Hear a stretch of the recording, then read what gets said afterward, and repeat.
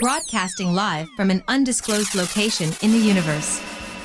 Welcome to Iggy Garcia Live, the show where metaphysics, holistic living, motivation, and inspiration come together to empower your mind, body, and soul.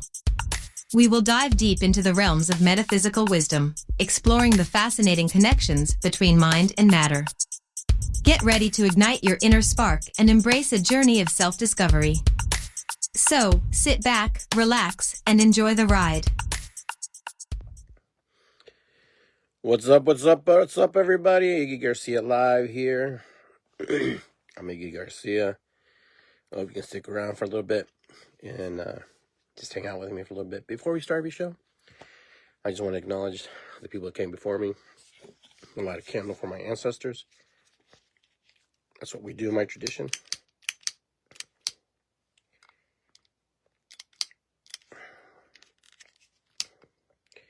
Lighting a candle, maybe. And there we go. Lighting the candle. This is about dead. Hold on a second, guys. Let's do it the old-fashioned way. Matches.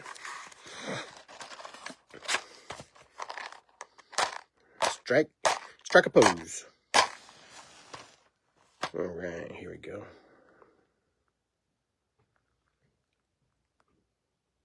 Okay, the candle's lit.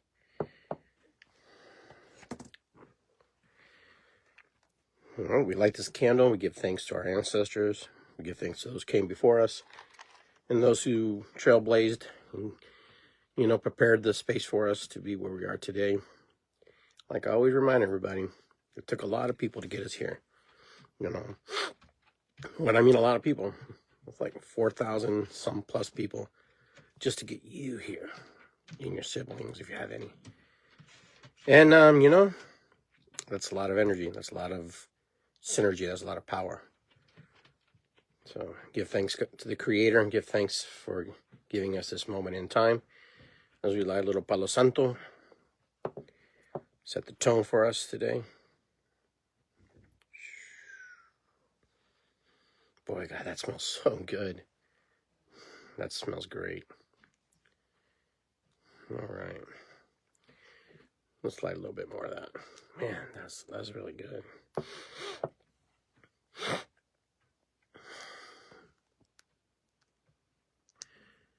Really good, really good, really good. Anyhow. So I just wanted to talk a little bit about, what I've been doing.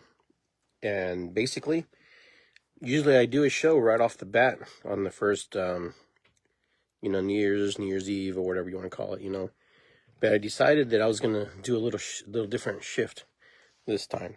And I was just going to wait a little bit, go through the middle of the month and see how it takes me and where it takes me and how I'm doing, how I'm feeling. This year, I didn't do anything special. I didn't go and celebrate. I didn't go and I just stayed home and I just relaxed and just minding my own business, I guess is the best way of saying it. I just didn't feel called to be in that festive mode and festive mood. The last several years that I celebrated and stuff, I ended up finding myself in hospital, not being well because of,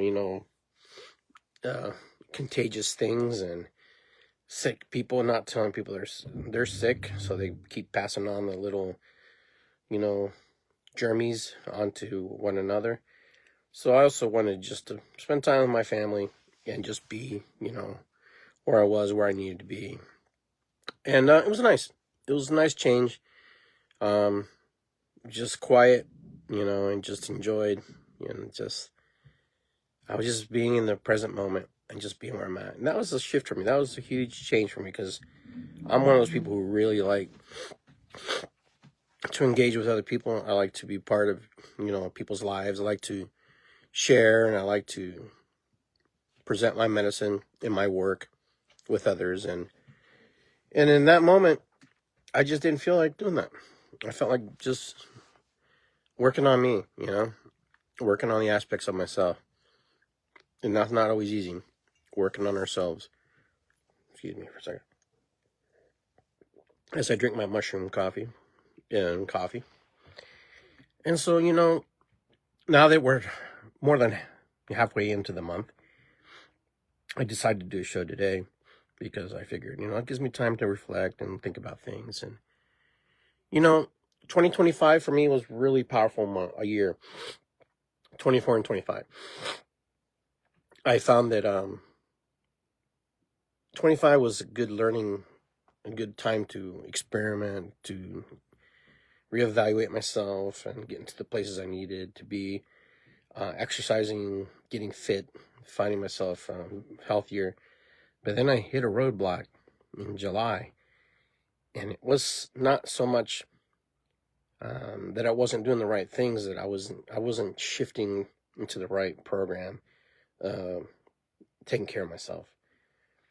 I was still doing all the work, but not changing parts of the work.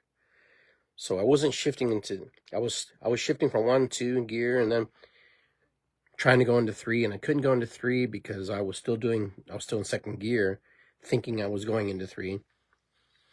And, and it was just a slight, adjustment. But I had to go through so much detriment and so much confusion and pain and frustration and anger, and almost killing myself because I wasn't paying attention to the signs that, almost wasn't here last July. That was almost over, and it's because of my diet. It wasn't so much that I wasn't exercising right, that I wasn't doing things. It was what I was eating. And, it was what I was putting in my mouth, in the information, the feeling, the emotions. And most of it was the nutrition factor of my diet. And, today, when I wear this little monitor, and I was getting them, through my insurance. And now my insurance was charging me like $100. It's $100 every 10 days, not like once a month or whatever. And I'm thinking to myself, okay, well, that's not happening. So I decided that, I'm not going to wear this monitor because I've had enough time to study my patterns of what I'm doing now. It's helping me. I can still check my sugar. I can still prick myself and stuff if I have to. But I realize now that it was just a shift. It was just me stepping over here and reevaluating what was putting in my mouth, and not having excuses to say, okay, well, I'll just eat a little bit of this. Listen, you can ask my wife. I have been very vigilant on what I ingest, because I'm not on insulin anymore. I'm not taking any medication for my diabetes because I don't have diabetes anymore. I am prone to diabetes if I do the wrong things. So, this is where I wanted to talk about, shifting your energy, shifting your beliefs and your ideas, and not being a victim of, what the system tells you to be. My doctors and my, the nurse practitioner, they didn't believe that I could beat this. They didn't, in their right mind, because when I talked to them, I said, so, when I get off of it, it was kind of like, you're never going to get off of it. They should have just said that. But, I'm stubborn, and I said, I gotta work to this. This, I can't live like this.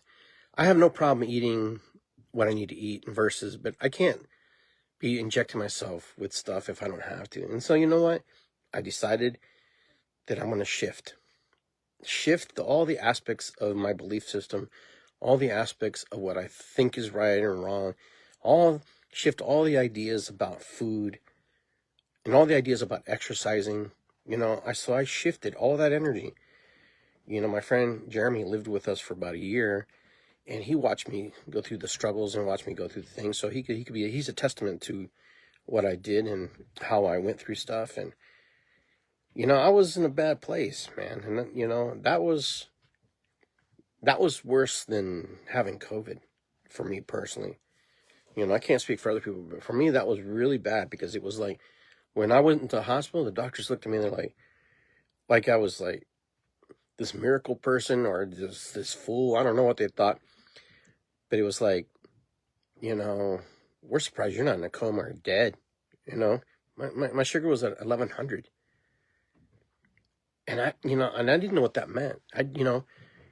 But it was the things I was eating. It was the processed foods. It was the refined foods. It was the sugars. It was all the things that, I just took for granted because I've done it so many times in my whole life, just eating things and putting whatever I put in my mouth. And, I have some really good friends who will actually cook certain things. Like if I go to their events, they'll make certain types of meals so that I can eat. So I don't eat sugars. I don't eat refined sugars. I don't eat flour. I rarely eat rice. If I eat rice, it's brown rice. And, but potatoes, nothing. And it's just the little things that shifted. Because now instead of cane sugar or sugar, if I get cane sugar, it's just in very tiny amounts. But I don't add sugar to my coffee, but I'll use stevia. There's monk fruit and all this different stuff. I use coconut sugar sometimes, or creamer, or whatever they have. So I know, and I've learning to know what I need to eat. What proteins to eat, what foods go with what foods, what I need. Because it was me shifting my belief system. The biggest thing was that I was not going to be what they wanted me to be. That's where it was for me. That I wasn't going to be dependent on this thing. And I know some of you and some friends of mine have to take the medication just because you have to, because I don't know, your bodies just don't work anymore. But our bodies become dependent on the things we put into it. And listen, I was weighing 260 in February of last year. My doctor's like, you really need to lose weight. And we did that. And I know you've heard this in other radio shows that are done. But, I did. But I didn't change my diet. I was still eating it. I was working hard, sweating, doing all the things. My body was in conflict with itself. I was in conflict. I thought because I ate fruit that, it was good for me, but I was eating the wrong fruits. I was eating foods at the wrong times. But, learning to shift out of the energy that I was in into the energy that I'm in now. I'm the same Iggy, but I'm a different version of myself. I'm one who has learned and adapted. And, I don't mean to make this show about myself, but if I can shift and change, then I hope I can give hope to somebody else to shift and change. But I knew that I couldn't have that attitude, the attitude of being, well, it's just a little bit of this or a little bit of that. Oh, I can't do that. Oh, I don't know what I'll do if I don't eat that, That's where I made the conscious decision, the shift in my life. The biggest change is to say no. I haven't drank a pop. I haven't, drank anything. I haven't done anything that I know will spike my sugar levels. I've been on a steady line course. I even surprised myself. Honestly, quite frankly, I really surprised myself. I know exactly if I eat what foods and what foods will spike me, but I haven't spiked way beyond the parameters where they were worried about. But in the past, I had no clue. I was just eating whatever I eat. I would eat a whole thing of watermelon, I would drink orange juice, which is, now I find that it's just like the worst thing for you, because it's like eating 4 or 5 oranges, all one setting, one glass, because of the sugar content. But I didn't know that. I've always been told orange juice is good for you. I was told this is good for you. This is good for you. I even bought into that. Oh, it's Coca-Cola, but it's got cane sugar. So, cane sugar is better than regular processed beet sugar, right? But what did I find out? Too much of anything is a bad thing. So I just made a conscious decision, and I shifted my ideologies and my beliefs about things. And, and also was ashamed that I couldn't teach my body that in those moments. But it's a lesson. It's a powerful lesson I had to learn. I had to suffer through that, and I'm really sad that I had to go through that. But that's the only way that God was going to get to me and say, hey, listen, you need to change your life. you know, and you need to do things. If you want to live and you want to do better, then you have to do that. And it's kind of like everything that we do in life, right? We have to shift into the certain areas of our lives, you know, shifting into, you know, the energies of people who resonate with us, people who are like us, or people who are different than us, and what that means for them to be in our life. You know, I also learned that I can't just have anybody walk into my life and just, you know, know that they're going to be good for me. I really need to ask those pointing questions, you know. What do you bring to my life? What do I bring to your life? You know, if, you know, we don't resonate, it's not that I don't like you. It's just that we just don't resonate. And, you know, you can have good friends, bad friends. You can have friends who are different minded, different ideologies, different belief systems. But you got to take care of your spirit. You got to take care of your soul. You got to take care of yourself. You know, and remember, your mind, your personal mind, who you are as a human being, needs to be yours. If you don't agree with something, you have the right to say nothing or say everything you want. But understand, not everybody's going to agree with you. Not everybody's going to be in alignment with you. And then there are people going to be in alignment with you and agree with you. But if you're looking for, you know, to be recognized or to be stroked or whatever, or your ego or whatever, then you're doing it for the wrong reasons. You know, if you don't agree with somebody's ideologies and beliefs, you have choices to either say, okay, I don't agree with that. Number two, I agree with that. Or number three, you know, voice your opinion about it. So many of us have, you know, situations where we just let people walk over us because we teach them how to do that. People treat us how we teach them to treat us, you know.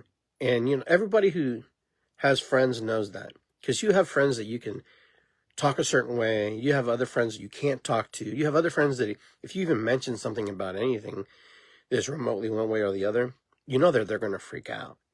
You know that they just can't handle the truth, your truth of your version of the perception that you created about what you see. And that's what human beings do. We see the world through our own lenses, through our own rose-colored lenses. You know, you can sit here and tell me, oh, no, it's that way, it's wrong, blah, blah, blah. It could be wrong for you. It doesn't mean it's wrong for me. Or maybe I see that it's wrong, but also see the possibilities of it being better. But so many of us, we don't talk like that. We don't think like that because it's too much work for a lot of people. It's too much work to say, oh, you know, people can change. People can change. People do change. People want to change. People want to generally be good. I've come to find that most people really want to do the right things in life. Most people don't go out of their way to create animosity or create dysfunction. Excuse me, but a lot of people go through some stuff that molds them and changes them for forever in their life. I know people who don't like me. And, you know, that may be a shocker, but there are people who don't like Iggy Garcia because they see Iggy Garcia for how they perceive me and how they experience me. Not so much who I really am and how I live and what I do. They have their own judgments about themselves that they, you know, throw on me about who they think I am or how they think that I do things. And, you know, that's really unfair for anybody to do that to anyone. Just because I say something or do something, that doesn't mean that that's how I am. I'm just like that in the present moment. I'm in this feeling and those feelings in that moment. And, you know, sometimes, you know, we can we can shift. You know, there's this thing where people say, well, you can't just be like this one moment and then be this way this other moment. Sure you can. Because sometimes someone talks to you and they give you a perspective on something and they say, hey, have you ever looked at it like this? And you're going, no, I never looked at it like that. I never thought about it like that. Well, that's how we can change. If we're open-minded and we're open and available to understand that everybody's different. That we want everybody to, if you want people to come to your side, you want people to hear what you had to say, then listen to what they have to say. Listen to what they're actually telling you. You know, today I posted something about the church thing, you know, where they went in there and busted the church. And the protesters stormed in there, and because supposedly one of the guys who was not there was an ICE agent or a director. I don't know the whole details. And, you know, that's the reality of the world. That's where we're living right now. This is the kind of stuff that's happening. But I had posted because I was in disagreement with that, and I still am. I'm sorry, but I don't agree with that. What happened?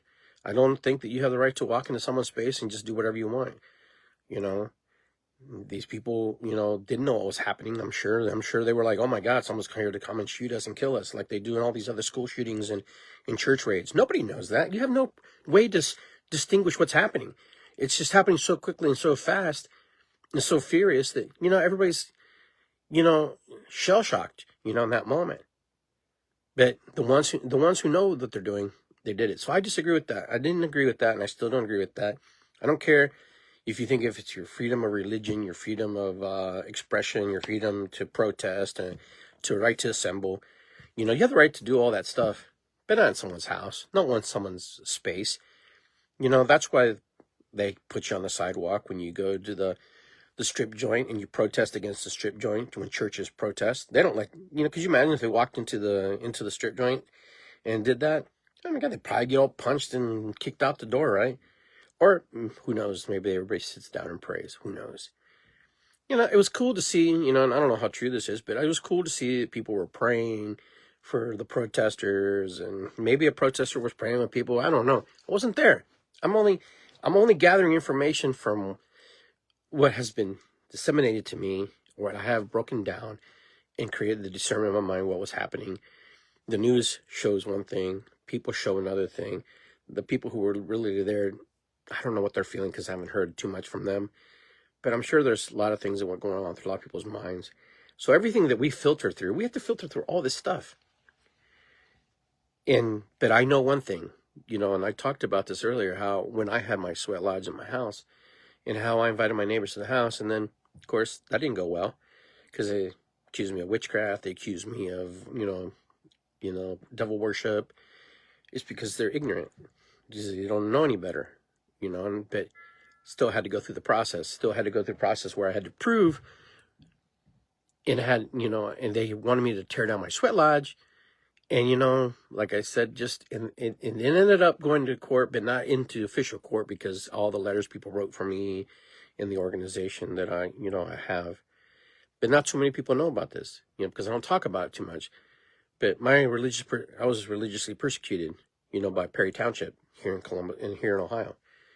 They decided that, what I was doing was wrong. So they wanted to asked me to take it down. They wanted me to put a permit on my sweat lodge. This is my religious belief.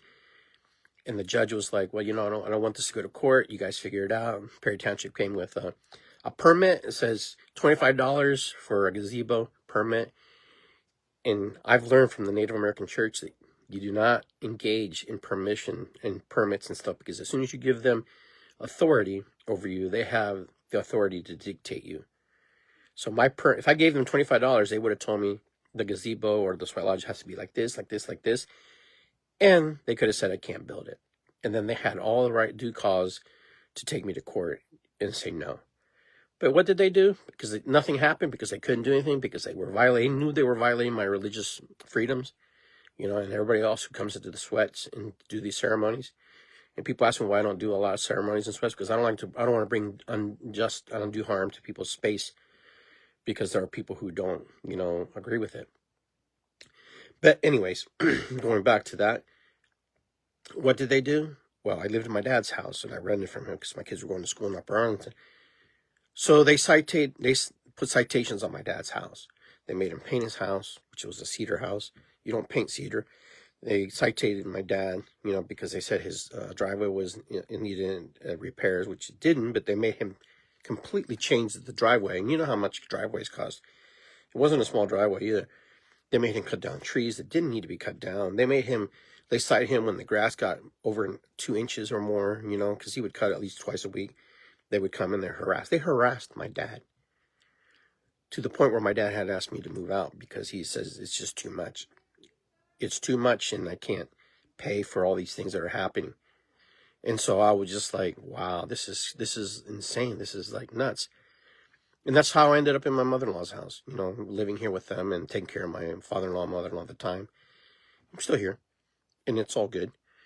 But regardless, that's the kind of stuff that happens. So when I saw what happened in this church, and I saw what people were going through, it broke my heart, because I know how it felt for someone to say, you can't, what you're doing is wrong, blah, blah, blah, And even in the other spaces that I have, sweat lodges, I've conducted sweat lodges, I've had other religions who are there,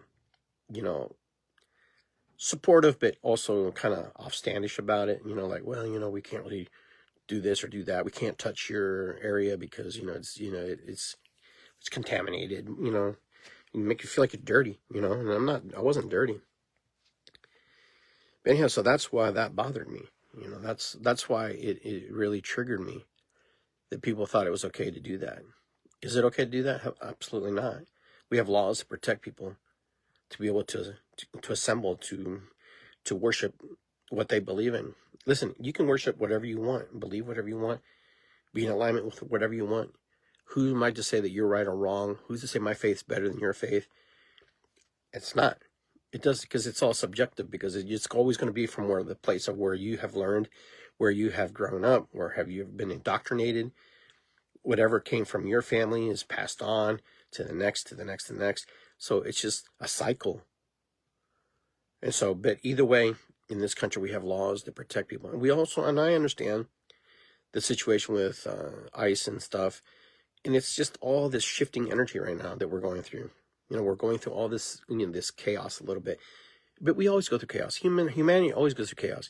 The illusion is that this is a new event. This is something new. This is just another stage. This is just another version of chaos. This is another version of disruption. This is another version. Every generation will have their chaos, their disruption, their thing. Even when we're gone and dead and no longer here, the most of us who will be here in 100 years won't be here. The majority of us who are watching this live stream, 150 years, 200 years, none of us will be here, and none of us will probably be even remembered for what we did or if we even existed. The only people who know that we existed are the ones who are presently watching this live stream, the persons who are actually, connected to one another, and hopefully our grandkids and our children, keep our memory going. Even after 2-3 generations, no one will remember me. No one will remember you. And if you don't have any kids, your dog might remember you. But they'll be long gone. So we come to this place about shifting and understanding, what's going on, what's happening, and why we're angry and we're frustrated. We get frustrated, we get angry because we believe injustice is happening. But yet we won't even do the smallest things to help our neighbor. We won't even do the smallest things to help our neighbor. We'll drive 100 miles or 600 miles away to protest and to, complain and raise hell. We won't even take care of our own neighborhood or our own place. How many of you, and I'm sure there's some of you, really know your neighbor next door? Could you go next door and say, hey, what's up? How you doing? My name is Iggy. Oh, like, oh my God. But most of your neighbors, most people that I know in this neighborhood, people come to visit them or they go visit other people. No, there's not too many neighbors come knocking on my door and saying, what you're doing. Hey, what's going on? Love thy neighbor. I love them. But you know what? It's just proof right there that how disconnected humanity is. That we don't even know our own neighborhood. We don't even know the people in the area we live. Yeah, we know them by name. I know, Susan over here. I know Frank over here. I know John across the way. I know the guy behind me. But it's like we don't really know each other. We don't really have anything that connects us, other than the houses that are landlocked to our properties. And that's kind of how humans live. We were kind of like that. We search outside of ourselves, outside of our parameters for connection. Majority of us have connections that are further away from where we live. We're lucky if we have our parents. We're lucky if we have our cousins. We don't even talk. Some of us don't even talk to our cousins, man. Some of us don't even talk to the family. I have family in Peru. And I'm guilty as anybody. I don't even talk to them very much. It's not that I don't love them. I don't care about them. It's just I don't have connections to them because I've been raised here and been in this world so long that I'm so busy and I'm so indoctrinated in the American way of this salad bowl, because it's not a melting pot, because if it was a melting pot, it would be a lot different.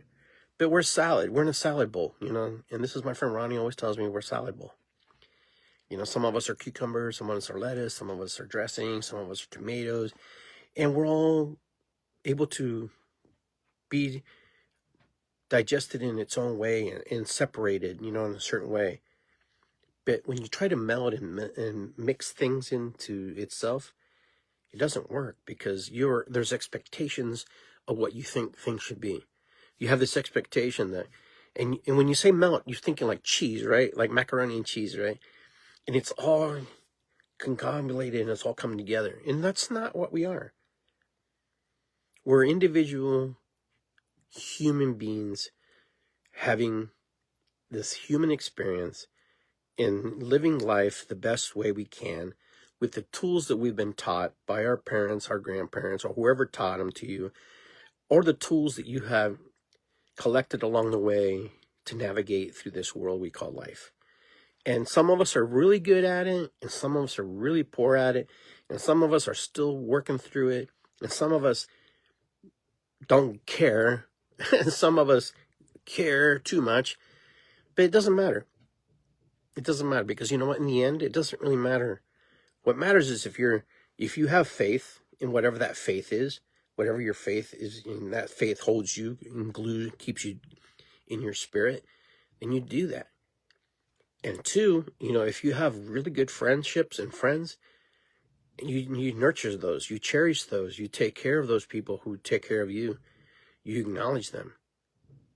And three, be honest with yourself. Where are you in this moment in time?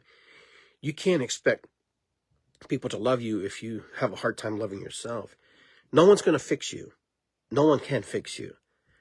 Nobody wants to fix you. Nobody wants to go there, because as soon as someone tries to fix you or tell you what you need to change your life, you buck, I buck. We all go, there's nothing wrong with me. There's something wrong with you, No, it's not that. It's not that. We don't want to be gotten. We don't want to be fixed. We don't want to be manipulated. We don't want to be coerced. My dad told me one time, he goes, honey, it's not that your brothers and sisters don't love you. It's not that they don't want to hang out with you. It's not that you have a problem with you. It's that they have their own lives. And their own lives is enough and plenty for them to, sometimes too much to handle that for themselves, let alone just have you in their lives. And they grew up with you and they know you in their own perception, their own way. But it's not that they don't love you. It's that they are where they need to be in order for them to be centered in their core belief systems. And sometimes you don't fit in that. You don't fit in that system. You don't belong. And it's not that they don't care about you. It's not that they don't love you. It's just that they have their own belief systems and you don't resonate with that and you don't connect with that. It doesn't matter if you're siblings or not. That's why friends who you have that you create along the way, people who you find, family of choice, we call them family of choice, right? People we create, they're sometimes more important than our own family, because they get us, they understand us. Some of you are on here right now. My friend Sherry's on here. She's family choice. She's been in my life, and I met her in a situation where I would probably never met her, but spirit, God, whatever you want to call it, brought us all together in a certain way, And I've watched her go through things. I've watched myself go through things, and the grieving process, and still processing and working through that. So there's a lot of good people here. And so if I go off base a little bit, it's because sometimes I'm a human being, man. I get frustrated too. I see things that I think are not just, and so I will make a point to point it out, because I have to hear myself sometimes say, hey, you know what, is this right? Is this correct? Because if this isn't correct, I really need to check in, And sometimes when you check in with people who aren't qualified to give you a good answer, then sometimes you set you on the wrong course. So be careful where you're getting your information. Be careful where you're getting your check-ins with people, because not everybody's qualified to give you the right answers.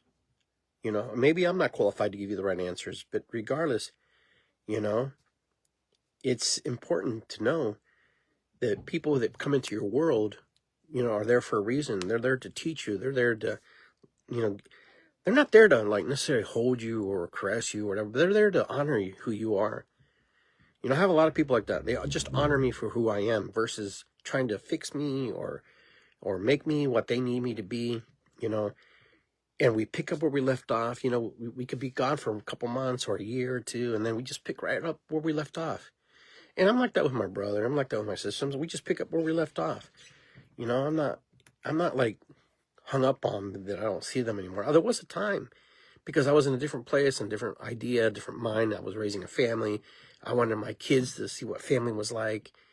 It got to the point where I didn't teach them properly in that aspect, what it meant to be half family. They want to have their own traditions. I watched my family break apart, my siblings from my mom and dad, because they wanted to have their own Christmases and stuff. But nobody compromised. No one said, can we just get together with mom and dad on another day? But no, it's Proud Pop said, no, I want Christmas, you guys to come on Christmas Eve and blah, blah, blah. And then it stopped happening because everybody was fixated that, that my dad was a controlling person and blah, blah, blah. Maybe he was, maybe he wasn't. I don't know. I'm old fashioned, so I loved going to my dad's. And then came a point where we just stopped doing it. And you know what? My dad's not here anymore. My mom's not here anymore. And I don't get to experience that other than when I was a kid. But, we take people for granted sometimes, and we don't mean to. And people take us for granted sometimes because they expect us to be a certain way or act a certain way, behave a certain way. Quite frankly, the person who, that I'm accountable to and have to have a lot of, canter with, and someone who I have to have a lot of respect for and show respect to is my wife. She's a big part of my life. She's taught me a lot of things. Have I screwed up with her over the past years? Yeah, of course I have. Has she screwed up with me? Probably. I don't know. But I know that I did a lot of damage to our relationship in the past when I was a younger man. But I'm not a younger man anymore. I'm an older man with different ideas, different beliefs. And I try to move forward into the better space. I try to navigate and do things more properly than what I did before. But, we're constantly shifting. Shifting is always moving us into different ideas and ideologies and belief systems. And, we're constantly growing. You never stop growing. We got to keep growing. Even when the hard times are coming right now with all the things that we see, everything that's happening in this world, everything that's happening in our country, our little country of the United States of America, it's going to be 250 years old, which is a young country. Be patient because not everything lasts forever. Be grateful that we have this opportunity to be able to do what we do here. I've been to other countries. People from other countries have come here. And, it's not that this is the only country that has freedoms and stuff, but this is a country that's very unique. It's how it goes outside the norms of how things are handled than we do. The majority of us can walk down the street and not be fearful of our lives and not have to worry about stuff. Even with all the situation with ICE and all this stuff, I can still walk down my street. Like I told everybody, ICE, the situation with ICE, that's a whole different thing. It's a whole different thing. Does it affect everybody? In some way or another, it probably does. For some people, they're good. They're like this, do it because we need it. For other people, like, we're violating people's rights, And wherever you're at, it's okay. You have the right to believe and adjust and think whatever you need to think about that, whatever aligns with. But please understand that not everybody's going to agree with either way you go, with whatever way you think it is. Doesn't make it right or wrong. If you think ICE is a bad thing, there are other people who don't think that. And that doesn't make them bad. That's just what their belief is. That's what they think. That's how they feel. And it's not my choice. It's not it's not for me to say that they're right or wrong. As much as there's people who say that ICE is a bad thing. Because I don't think ICE is a bad thing. For some of you probably go, oh, some people think they're Gestapo Nazi. I don't think that. You can think whatever you want, because that's where your mind's at. My mind doesn't look at them like that. A person who is Hispanic, a person who is on deportation lists for years, as a kid, I went through that process, and I understand. I totally get why things are the way they are and why things do. And things shift and things change. But remember, even this presidency won't last forever. It's going to be over eventually. And then you'll have another person that comes in with different belief systems, ideas, and then there'll be another group of people who are going to be frustrated with that person, and they're going to complain about that guy or that girl, whoever wins the next time. Because that's what we do. That's what human beings do. We got to find the conflict. We got to find, the differences in all of us, because it makes things more spicy. Now listen, a lot of you have bombarded me with propaganda on both sides of the fence. And you know what, quite frankly, I don't read it. I just delete it, because you know what? It doesn't do me any good. All right? Because when we stop thinking of people as human beings, we have to look at people as human beings versus nationalities, color, and stuff. But we're so indoctrinated to think of things a certain way that we have to hold an identity that we're Hispanic, that we're Latino, that we're Black, that we're Asian, that we're this or that. Or we may not be human. We have no association. It's because we want to belong. Because human beings want to belong to things. Humans want to be part of things. But like if anything, if you think about it, if an alien race came here and took over this planet, I'm pretty sure, and their intentions weren't pure, I'm pretty sure we'd all gather together and fight that and figure out a way to, work through that process to, protect our home. Why can't we do that now? Because we're locked in beliefs and ideologies and systems that served our ancestors but don't necessarily serve us. We're here and we think that we have to do things a certain way, that we have to be a certain way. We don't have to be any way. We just choose to be this way because it's more convenient. It's easier to be part of something versus part of nothing. Humanity is the key to all things: peace, health, healing. But humans aren't designed. We're not designed to be peaceful. We're warriors as much as we are hunter-gatherers. They did it. They even did an experiment with mice, where they tried to create a utopian society with mice. And I think they got through 4 generations of mice. And eventually it all collapsed, because eventually the food ran out and there was problems. And, it just fell apart. And humans are that way too. If we don't create like these beliefs and these ideologies, it falls apart. It's like we're not designed to have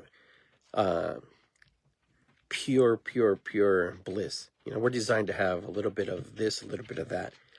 As much as that sounds kind of crazy, what we resist persists kind of idea happens. It's another thing with the mice.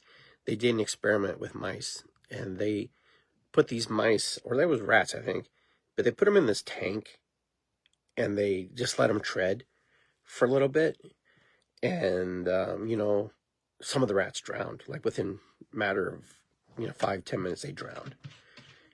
And then they did it again with another set of rats, and they were getting to that point where they're just about to drown. And then they put like a flotation device, and they got on top of it, and they got rescued, and they survived. Some of you may know this experiment. And then they did it again with the mice, the rats. They put them back in the tank, no flotation device, and they floated and tread water. And I think they tread water for like 15 hours or 24 hours, like a whole day. And they survived. Compared to like the first group died in 5-10 minutes. And the reason that they survived is because they knew that if they hung in there, that they could survive, that they would live, that someone would throw them a bone, or throw them a raft or whatever to save them. That's the thinking of a little creature thinking about that. If I just keep treading, help's on its way. But, but humans aren't like that. You know how humans are? This is how we are. Okay, and this is you probably have heard this too. There was this flood, it came and took out everything, and all the people's homes were flooded. And, and so this family was on top of their roof, and they had SOS on it, and, they were waiting to be rescued. And the first guy comes by with the boat, and he goes, "Hey, jump in, we'll save you." He goes, "Oh, no, we're just waiting. We're going to be rescued. We're going to be taken care of." We're like, "Oh, okay."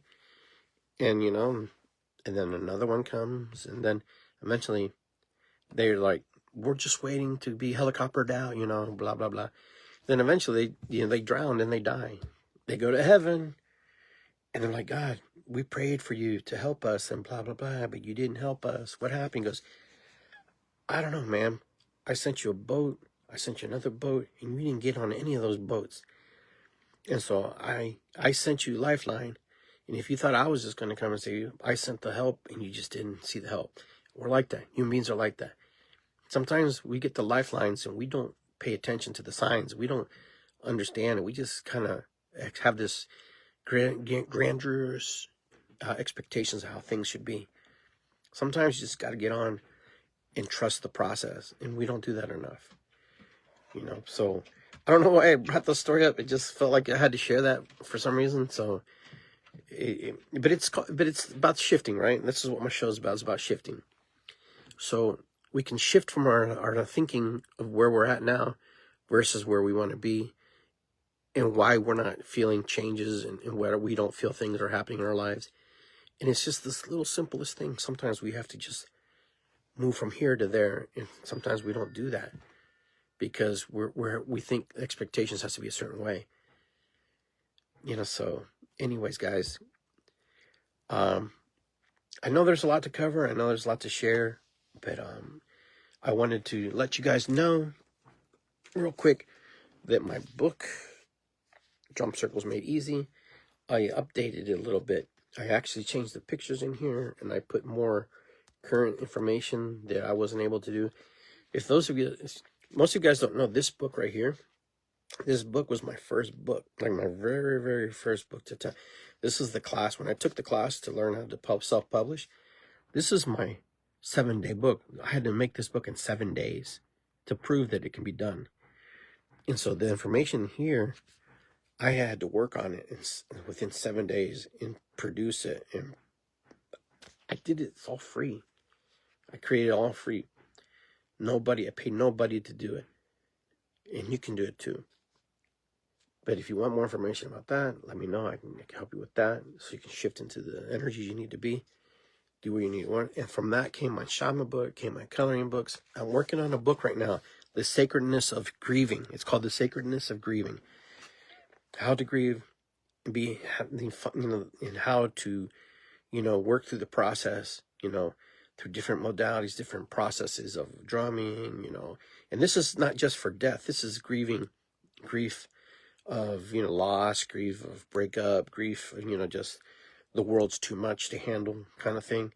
So this book is The Sacredness of Grieving that's coming out, that I'm working on right now. But my computer died and crashed, so I have to buy a new computer tomorrow. I'm going to buy a refurbished one because I can't really afford a brand new one at this time, because I put so much money into the work that I'm doing. But I've got several books that are coming out, and I'm working on them right now. I've got, some books on gardening and stuff that are coming out, because that's what I love. These are things, I'm writing books about things that I love to do and share. So I'm shifting into this energy. That's why you haven't really seen me I've been doing a lot of different stuff online, and haven't seen me really pushing, because I've been working on the aspects of sharing my creativity through writing, and through the books that I do, and through the avenues of what I work in. So, a lot of you don't know that I've been in business. I got books lined up. I have like manuscripts ready to roll, but it's just all time. It's just all time dedication and working on them. It's like anything. You gotta shift into that mode of working. I turned off my internet. Like I took off my Spectrum. I changed my Wi-Fi to T-Mobile, because I was paying too much money, wasting too much time, being distracted on TV sometimes. And so I'm I'm shifting as well to get into a different place and be able to work on things I need to do. Like right now, I'm doing this show on my phone because I have no computer, but I have to do a show because when the spirit calls you and when it's time, you do it. Number two, I'll be doing a weekly show again, like I used to. But I just wanted to let you guys know that, prepare for the shifts. Be open to the shifts. The shifts are positive. The shifts are good. And the shifts are good for us.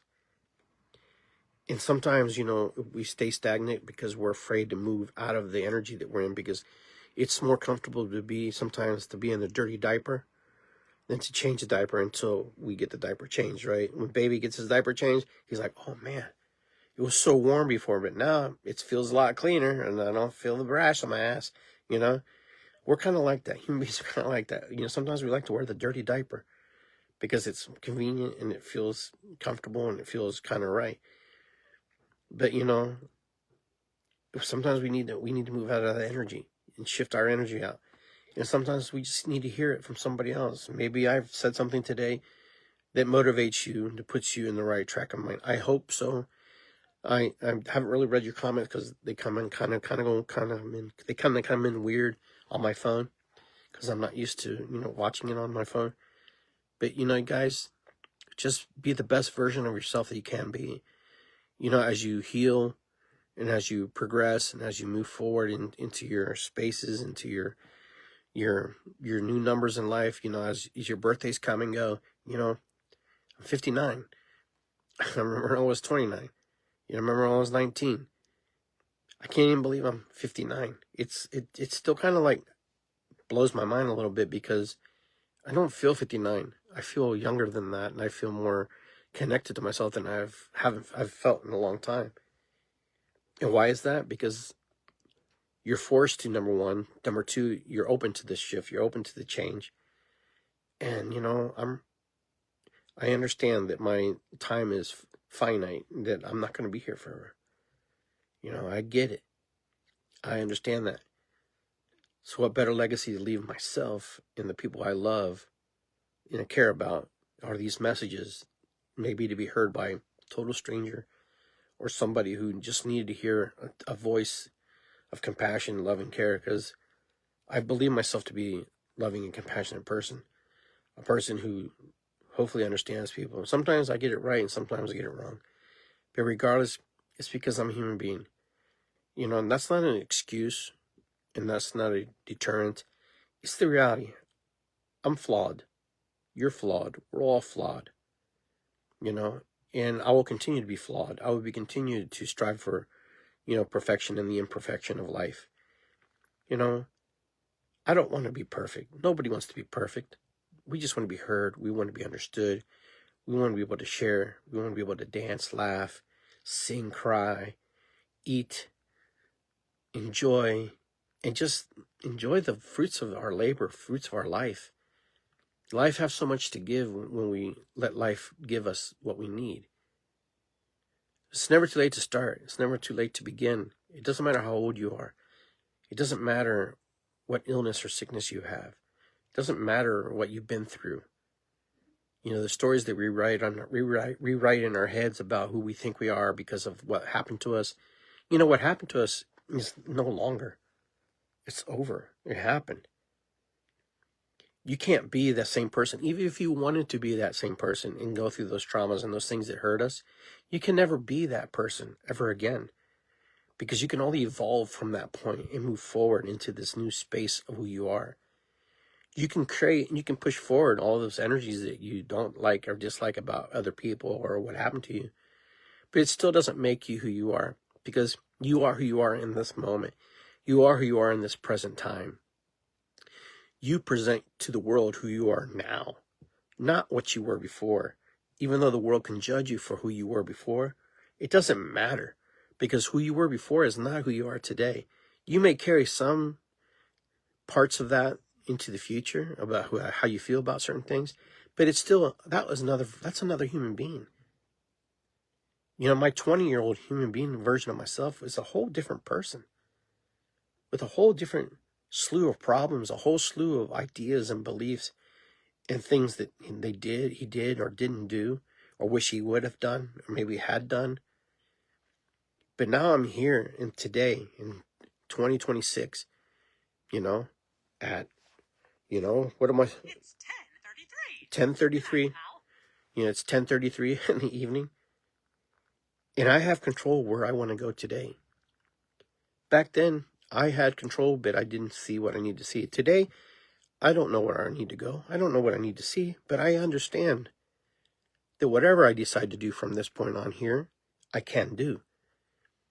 It may or may not serve me. Hopefully it serves humanity. Hopefully it serves people.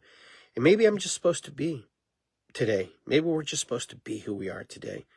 And yesterday doesn't really matter.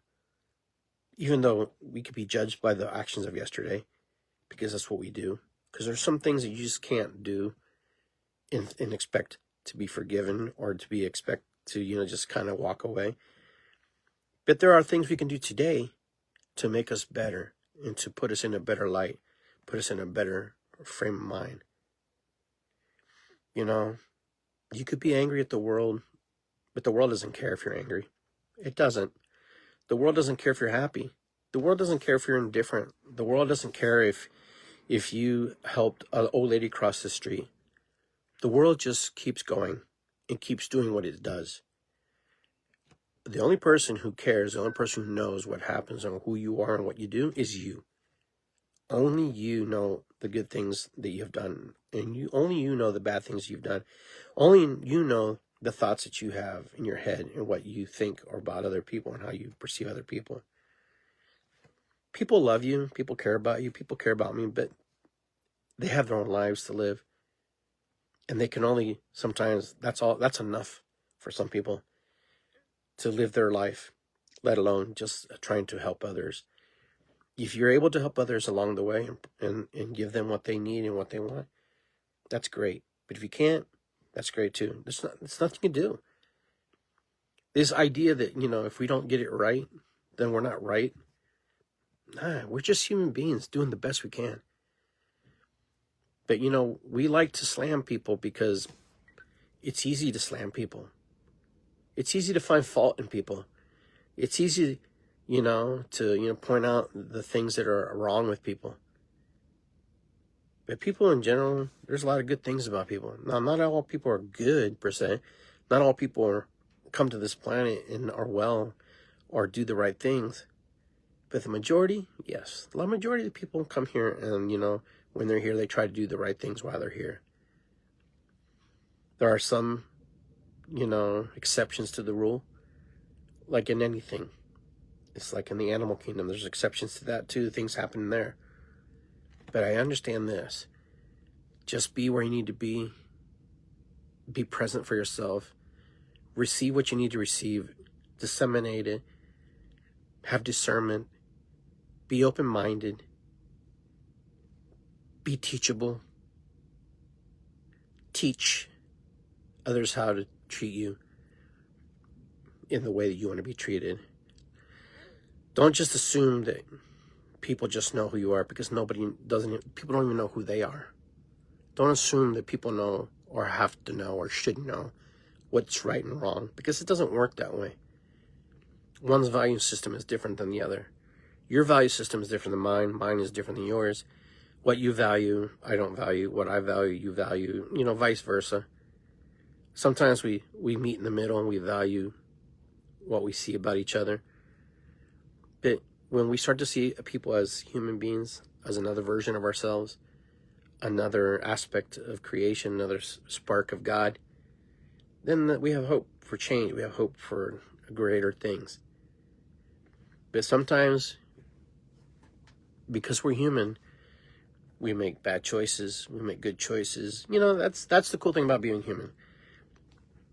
We get it right sometimes. We get it wrong sometimes. Sometimes we don't do anything. And sometimes we're all in. Anyways,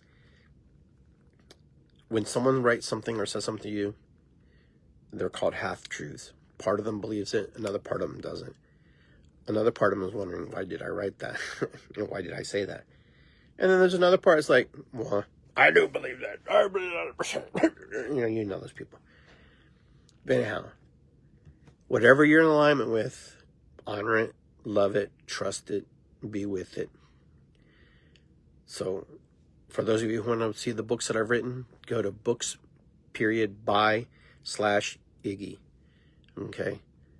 So I'll put that on my site, but it's on my website too at iggygarcia.com. Friend me on social media posts. You can go to YouTube, subscribe to my YouTube channel as well. You can see all the different things I do there on my TikTok, on my Instagram, my Facebook page. I even have a blog on my page. Join my email list. There's different ways to be connected with the work that I do, my ministry that I do. So guys, I hope you enjoyed this moment, and thank you for being with me, and thanks for sharing. And just remember, it's good to be here, and I believe that, even when it doesn't feel like it's good to be here. Irisikwi means gratitude, in Quechua, the native tongue of the indigenous people of my land. Okay? What is above is below. Matakuyasin, aho, peace begins with me. All the things that I throw out there, I believe them. That's why I say them. I don't just say them to just say them and to be catchphrases. No. Worked really hard to understand what all those little things meant and what they mean to me and how they apply to my life and how they apply to the world. So just know that you make a difference in somebody's life, even if you don't even know that you're making a difference in their life. You have a connection with people. There are people that you move. There are people that you open their spirit and their soul, and there are people you close off, and there are people that get affected by just your presence. And that's okay, because that's what humans do. We're the magical triggers of life. We're magical triggers. Are we the mirror? Partially. There are aspects of others that remind us of ourselves, or the shortcomings of ourselves, or the empowerment of who we are. Sometimes we see what's beautiful in other people because we see the beauty in ourselves. It's not so much that we see the negative, it's also we understand. If we're able to see the things that we see, it's because there's a piece and part of us that is observing it. So anyways, guys, you guys have a great night. Just stay in touch with me and connect with me, and I appreciate all you guys who send me messages and ask me how my health is and how I've been doing. I'm going to report I'm doing great. I'm doing fantastic. I have good friends. I have good family. I have good doctors. I have, good naturopathic doctors. I just have a good team in my life, and I'm grateful for the people who are in my life. Even if I don't agree with you, even if you don't agree with me, I'm still grateful that you're in my life, because you know what? You give me different perspectives on how to see the world and how to experience the world. So if something I say doesn't resonate with you, or you don't resonate with me, it doesn't mean that we can't be friends. It just means that we have different belief systems, different ideas, and we're able to look at each other and say, okay, we have differences. But it doesn't mean that I have to cut you out because you have a difference. It means I have an opportunity to learn and to see why that person, or why Iggy feels or thinks that way, or why I can see why my friend feels or acts that way or feels that way. It gives me an opportunity to learn and to digest and ingest these different parts of my friends and family who have completely different belief systems than mine. Anyways, guys, peace and love. It's good to be here. Matakuyasin, ho'oponopono. I just love you guys. It's good to be here. Drum Circle Saturday at Black Lick Park. Look on my event page or on my web page. Supposedly there's a big storm coming Saturday, so keep you posted, let you know what's going on with that. Tells you how much I've been paying attention. I didn't even know a big storm was coming. Anyways, guys, love you guys. Take care, and appreciate you, taking time to be with me this evening and let me share my thoughts and feelings and emotions about where I'm at and where the shifting is happening in my life. And share with me your shifts, and share with me your feelings, your emotions about how you feel about stuff. All right, take care. Have a good night.